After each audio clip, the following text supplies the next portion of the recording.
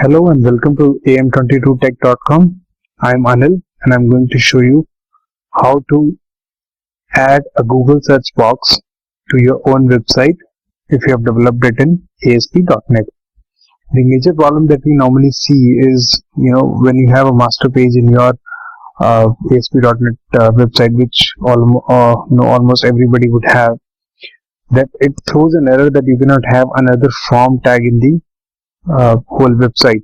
This happens because your ASP.NET master page by default has got its own form tag, and the Google search box also contains a form tag.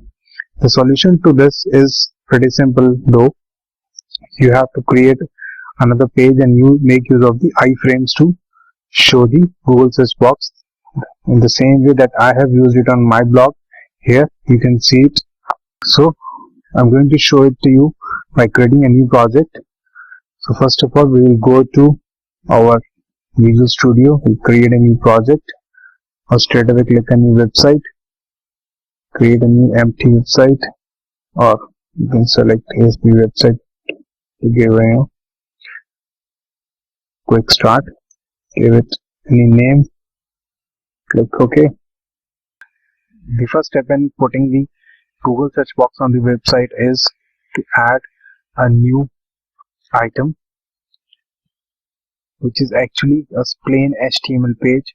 So when you right click the solution and go to add item, you can see a plain HTML page option here.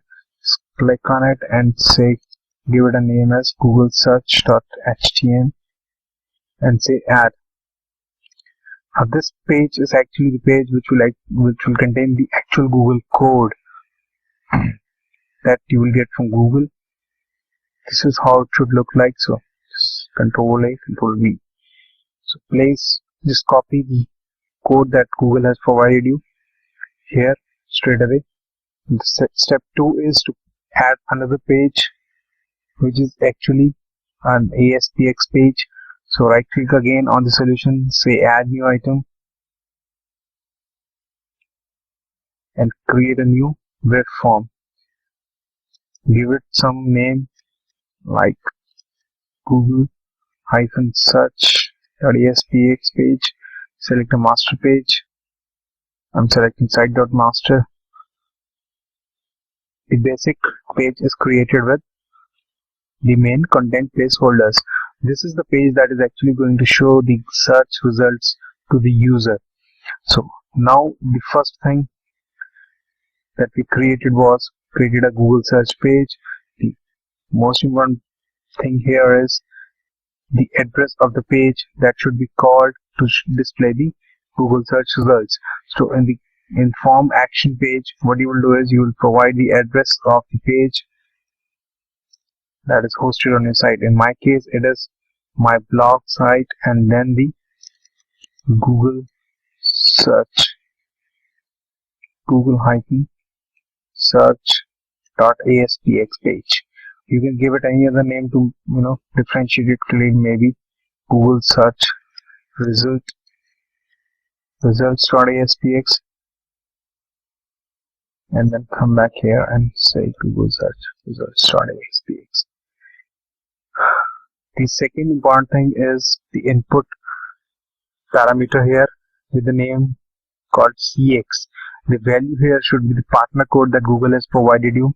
If you're already an AdSense member with Google, you would have this publisher ID specified here. If you don't have it, then you probably need to get the Google search box by paying some fees to Google. It is not free as far as I know. So in my case, the code is something like this.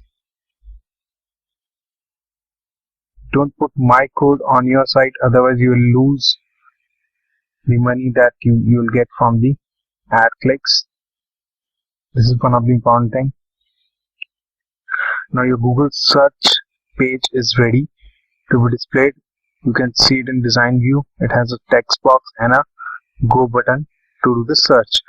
The other thing that we need to do is set up our Google search results page. It is a plain page. You don't need to do anything else. The third important point that we need to do here is place this code or you can say the Google search box on the site.master page. Come back to the site.master page, create an iframe anywhere that you want to place the Google search box. Now, a source attribute of the iframe should actually point to the Google search.html page that actually hosts the Google search box and the go button. In our case, it is the am22tech.com Google search.html page. Now you're ready. Just compile your project or press F5. You will be able to see that there is no error thrown by the ASP.NET Web application. Everything is ready. Just copy all these 3 files on your web server and you're good to go. Right now I have given the addresses of my actual website, but if you want to test it on local machine, you can just simply remove the actual addresses from all the places.